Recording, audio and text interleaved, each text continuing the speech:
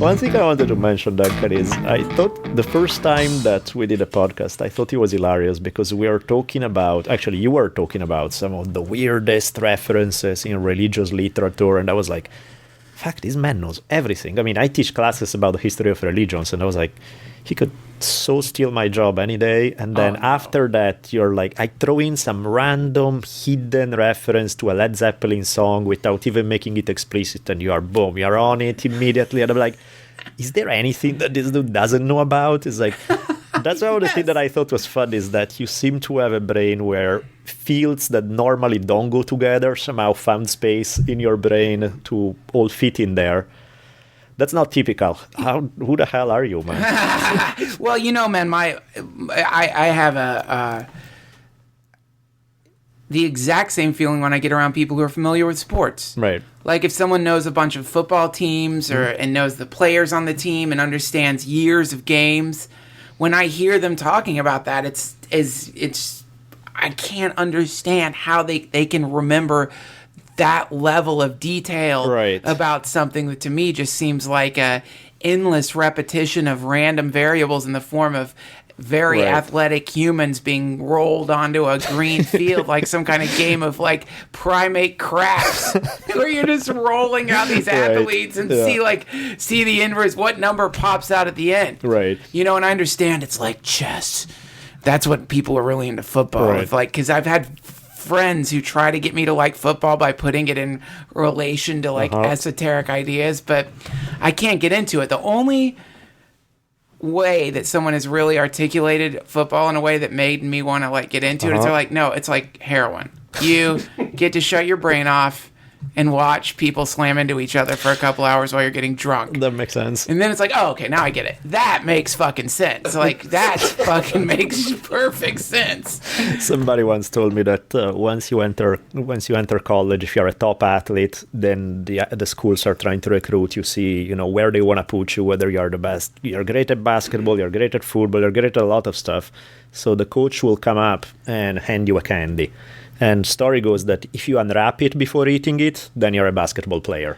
Otherwise, football is your sport, and that's the way to go.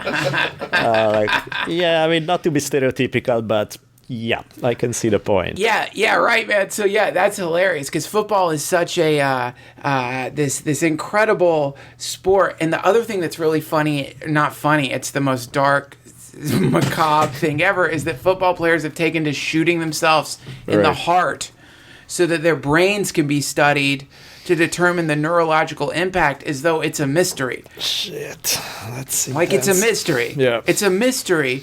Does slamming my head against something at 15 miles per hour, however, 6 miles per hour, how fast they run? What's the combined damage? Is that going to hurt the soft, delicate, neurological computer floating underneath my skull? Right. It's like having a hard drive that you've been throwing on the ground and then taking it to a computer scientist to be like, can you explain if it's bad to throw this on the ground? I saw one. Remember the guy, mixed martial art guy, Forrest Griffin? You know, he was a light heavyweight champion and stuff.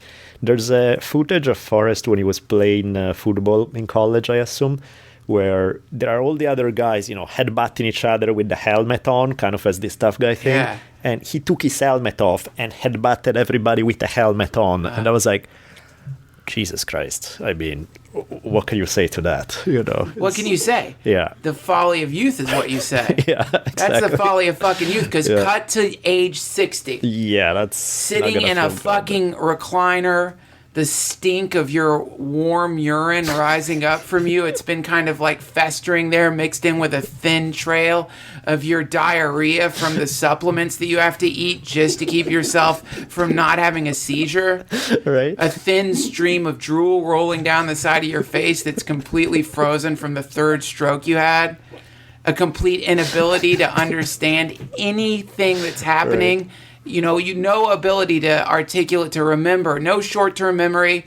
You don't know what happened 10 minutes ago. You don't know. You can remember clearly the 80s and the 90s. Right. You can remember the glory days, but everything else is just like looking through a broken kaleidoscope filled with just mud That's your life, and all you can experience is this kind of dreadful anxiety until finally you decide to shoot yourself, because you'd rather die than be in this kind of silly putty universe.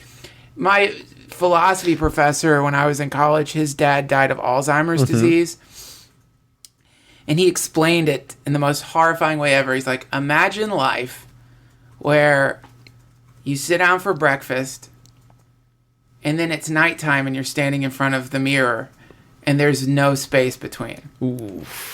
Imagine that. Yeah. No space. Just these leaps forward towards your demise. Damn. Bam. Yeah. Bam. A month.